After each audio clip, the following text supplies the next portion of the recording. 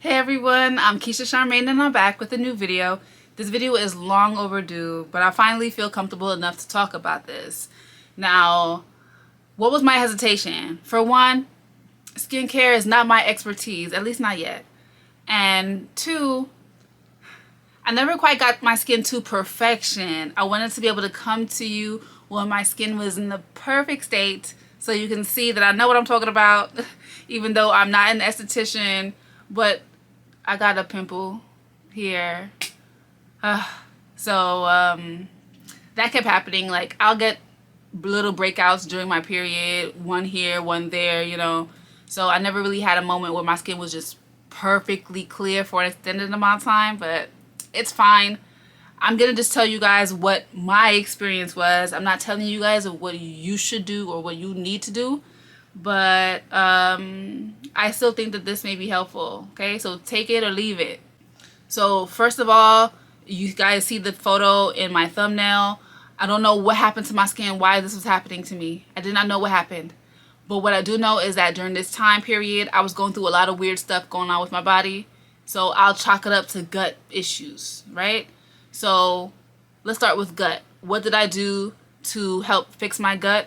I started drinking bone broth. I started taking collagen supplements. I started adding liquid chlorophyll to my water.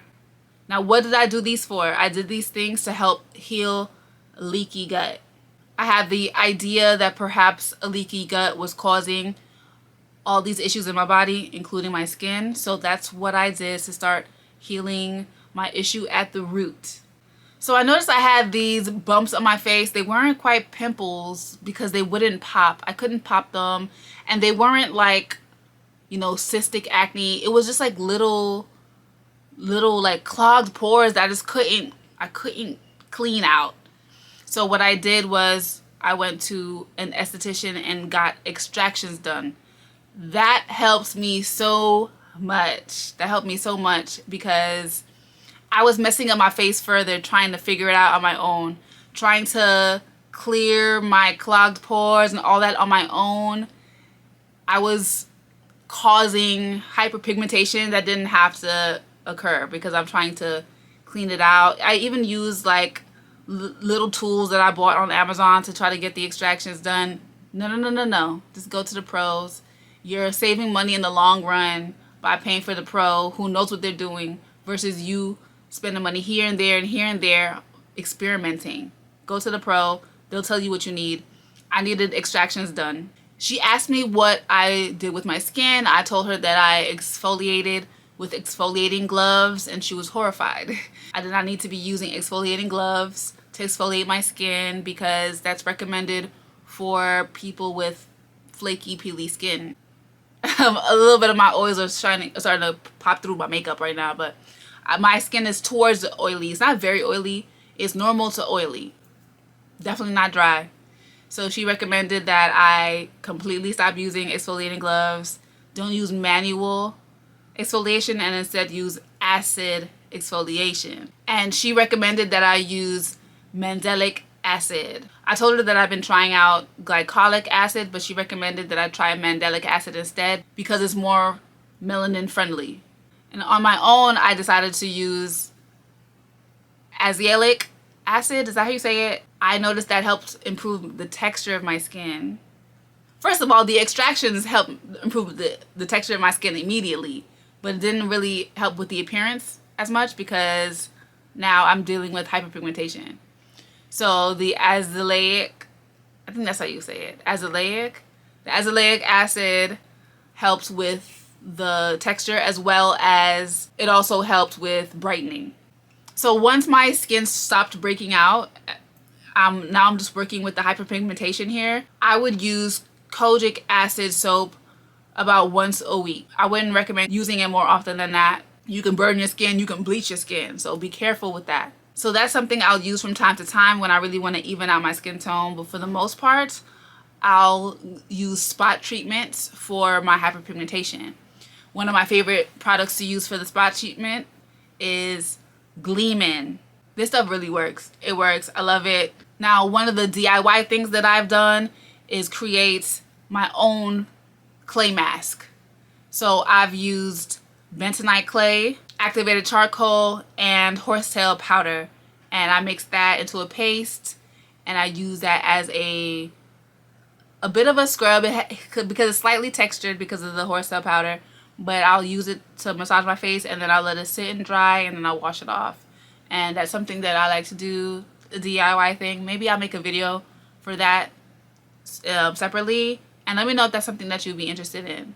So as far as like an everyday cleanser, I use something really gentle. I used Cerave, but earlier on. So as far as acne washes, cleansers, I use products that had benzoyl peroxide as the active ingredient. The main one that I used, I don't necessarily recommend the one that I used. It was a store brand, but it was the only one that I could find that had that particular active. It's really easy to find salicylic acid, but it was really hard for me to find benzoyl peroxide. But the one that I used, I'll still have that on the screen, and I didn't like it because it didn't wash off well for me. Like I had to really scrub it off. I don't know what I was doing wrong. I don't know. Let me know if you've ever used this product, and let me know what your experience is with it. But I must say that it definitely helped. It felt really good on my skin. Like it was really cooling on my skin, and it also I noticed after using that, like I stopped really having breakouts. But again, because that face wash was like really weird when it comes to washing it off, I didn't like using it every day. I cycled through other face washes that I won't even shout out because I wasn't consistent with either of them. I kind of just like use anything that was just easier than the than the Walgreens brand one. But again, once my breakouts ceased, then I just went to like a more gentle cleanser, and I started using Cerave. So after I cleanse my face, I'll spray my face with Rosewater. Sometimes I use this one from Sephora, but sometimes I just use straight up Rosewater hydrosol. I have that in abundance. As you may know, I have a hair care line, and I do make the hair products myself. So I do have some straight up Rosewater hydrosol, and I also use that on my face. Side note, if you're into hair care, natural hair care, and you want to learn more about how to care for your natural hair, whether you have loose natural hair or locks, learn all about nutrition, learn tips and tricks and advice to keep your hair moisturized, keep it strong, and keep it growing long. And if you want exclusive deals on my shop, definitely text me. Here's my number. Text me. And if you text me the word Infinity, you'll get a free Infinity Headwrap with your next order. So make sure you text me, okay? And by the way, when you text this number, you are texting me. So there will be some automated responses, but I also do personally send you guys messages, especially if you reach out to me with any questions.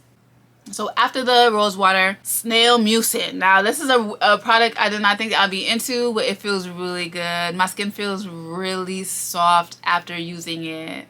I know it's a little controversial. People, you know, may not want to put Snail Mucin on their face. I get it, but it feels good to me. And then once that dries on my face, I'll use a lotion, and I don't know how to pronounce it. It is a Korean skincare brand of lotion, and it absorbs really well. It doesn't make my face feel greasy, which is a concern of mine because I have oily skin, kind of oily skin. But it feels really good, and I've definitely noticed a difference in the texture of my skin once implementing both of these into my routine. Now, I'm one of those girlies, I like to go to sleep with like a treatment. And it's not necessarily a treatment, but I'm treating myself to extended hydration or moisture retention, I should say. And I'll go to sleep with horsetail. I'm thinking about my hair products. I'll go to sleep with rosehip seed oil on my face or sweet almond oil on my face. Sweet almond oil is a more affordable option, so that's something that I use a lot more often than the rosehip oil. However, I use both. And also the rosehip oil it feels a little bit heavier, although it does absorb well, but it just doesn't feel that good applying it to me. The sweet almond oil feels really good. Regardless, they're both kind of heavy. You don't want to put them on your face in the morning. I'll definitely recommend to do it for a nighttime situation. all over the face, neck, and honestly your body. Your body. Again, for the sweet almond oil, because if you put in rosehip oil all over your body, that can be an expensive exercise. But hey, maybe you got it. I'm not trying to count your pockets. So that's pretty much it. That's how I repaired my skin. That sounds like a lot. It's really not. It's really not. Again, all these products that I mentioned, I did not use them all at the same time. Some of them, in case I didn't specify that really well in the video, in the description, I'll break it down a little bit better, which products I was using to heal my acne and heal the hyperpigmentation. And then I'll mention the products that I use to maintain that. Okay, so it's a little clearer, okay? So if you're watching this and you have any questions, text me your questions, because most likely I'm not going to see your comment after a few days, because it's a lot of comments that come through on social media. It's hard for me to keep up. But if you text me to my number for you guys, and I'm calling it Keisha Charmaine's Healthy Hair Hub. And yes, you can ask me skincare questions on the Healthy Hair Hub. You can text me, okay? It's free, and I'll get back to you in a timely manner, okay? Thank you so much for watching.